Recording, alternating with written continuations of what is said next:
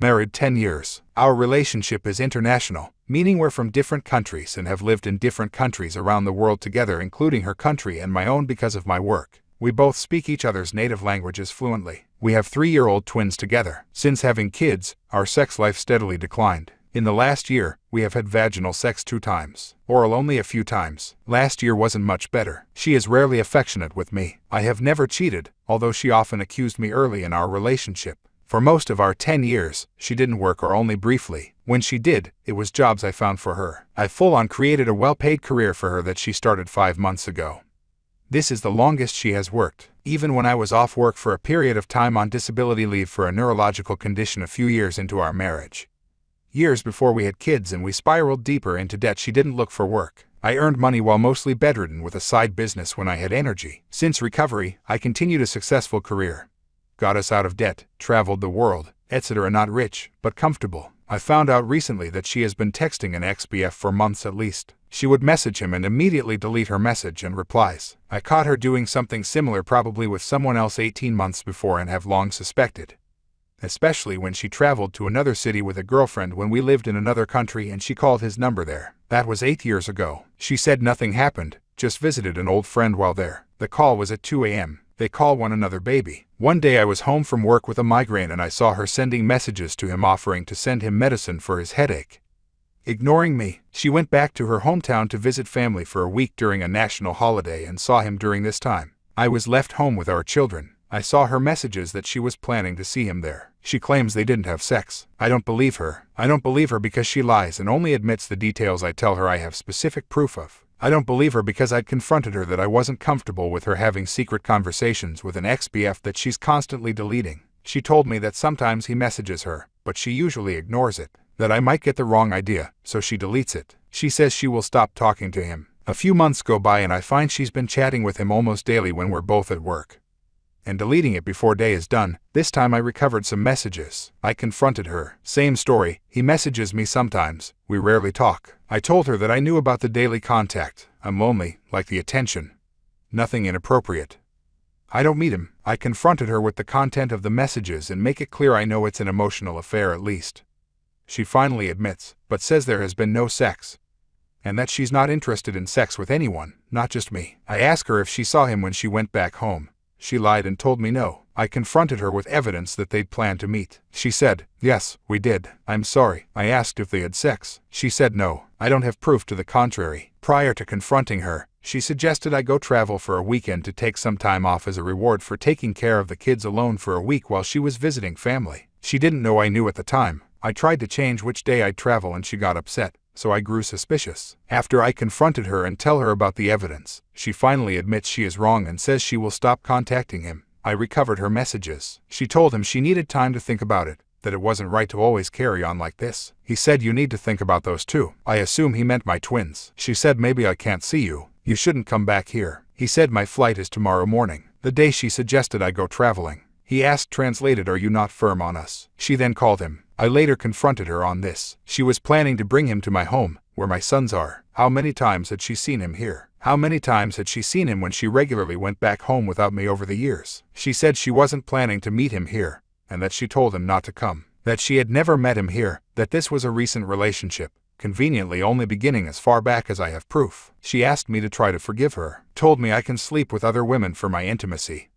Sex needs. I told her I can't accept her sleeping with other men. She said she won't. I told her I don't want to sleep with other women, I want a committed marriage. I struggled for some time with this and decided to forgive her and give her a chance. We've been together for 10 years, after all. I owe it to her and my kids to try. I told her I'd work on forgiving her, but that if she did anything like this again we would be finished. I then find out she's been using another chat app, downloading it as soon as we're apart and deleting the app before she gets home. I can't see any content of what's on there. I held on to that knowledge for a couple of weeks, hoping she would stop and that maybe it was an anomaly. This behavior has continued. I confronted her about that last night. You're still talking to him, aren't you? Now you're using chat app, downloading it when we are apart and deleting it before we get back together. She says she's not talking to him. She uses it for private conversations with friends because she knows I have a way to read the main chat app she uses. I have no more proof and I can't get it with this app. She knows it. She could be full on with someone on there, and I'd have no way of knowing, so she doesn't feel the need to admit anything more than what I know. I don't believe her. I told her I want her to leave. She says if I want her to leave she will. She didn't beg, cry, fight or show remorse. She asked me about the kids, that I can't handle them on my own.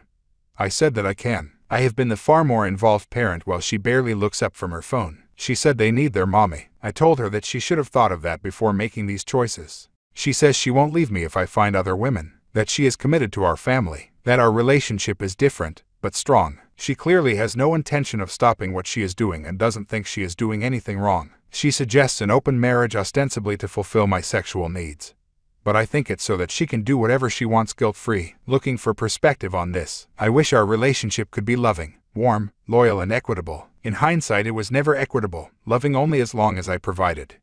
And perhaps perceived as loyal as long as she could hide it. I don't know what to do. It seems the logical thing would be divorce, keep my kids and move on. But love is illogical. There are also my children to consider. Should I give open marriage a try, just to keep my marriage alive? Should I end it now? I feel like an absolute fool. Update. Posted this in the comments, reposting it here for convenience today. Now yesterday I told her I won't do open marriage. I refused to share her and I won't be shared. Got her to admit that she slept with him all those years ago when she traveled to another city with a girlfriend. I told her that said girlfriend had no idea what I was talking about and that she had 0 photos from said trip. That was 10 years ago. It doesn't matter. Can't you let it go? 8 years. Actually, yes it fucking does. No I will fucking not. She says she cut off contact with him after that until this year and hasn't slept with him since. I do not believe her. I told her she needs to find somewhere else to stay. She refused briefly, then finally packed a bag and left. This isn't the end to this yet, but it is another step towards an end. Thanks to everyone for your support and confirmation of my feelings and thoughts. Appreciated. Update 2. The day I asked her to leave but before she packed her bags and left I sent her a couple of screenshots of the conversation she had with AP after I confronted her, saying that she needed time to think and that he shouldn't come back here. There were details such as him having a flight booked for the next day that she denied and tried to gaslight me on because it's in my second language and she didn't know I had screenshots. I just sent he screenshots. No accompanying text. She sent me a message. I'm so sorry that I hurt you. I don't know how to make you feel better. Nothing else. She hasn't seemed to try to make me feel better or even stop the behaviors that have caused me to suffer in the first place. Update 3. She left yesterday evening. This afternoon she sent a message. Thank you for everything you did for me in this 10 years. I know I am not a great wife. You deserve a better life. I love you and our sons. You're the most important things in my life. I will still be your family whatever we decide in the future. This brought tears to my eyes. Too little, too late. No attempt to fix it. No suggestions on how to improve things. Onus has always been on me. Still is. Thank you for everything you did for me in this 10 years. No specifics. I can't be sure what she means, but to me I've done everything for her and she has only ever been able to see what I hadn't performed to her satisfaction. I know I am not a great wife, and I never plan or intend to become one. You deserve a better life. She's right about one thing. I deserve a better life. I love you and our sons. God damn it. This may be true on some level, but she didn't love us or respect us enough to stop cheating or consider the outcomes. Or worse, she considered this outcome and decided fucking him was worth it. You're the most important things in my life. Demonstratively false. I will still be your family whatever we decide in the future. This is the one line that cuts deepest into my heart. I wanted to grow old together. I always expected we'd be decrepit elderly couple holding hands as we shuffle to the kitchen for tea together. She stole that future from us.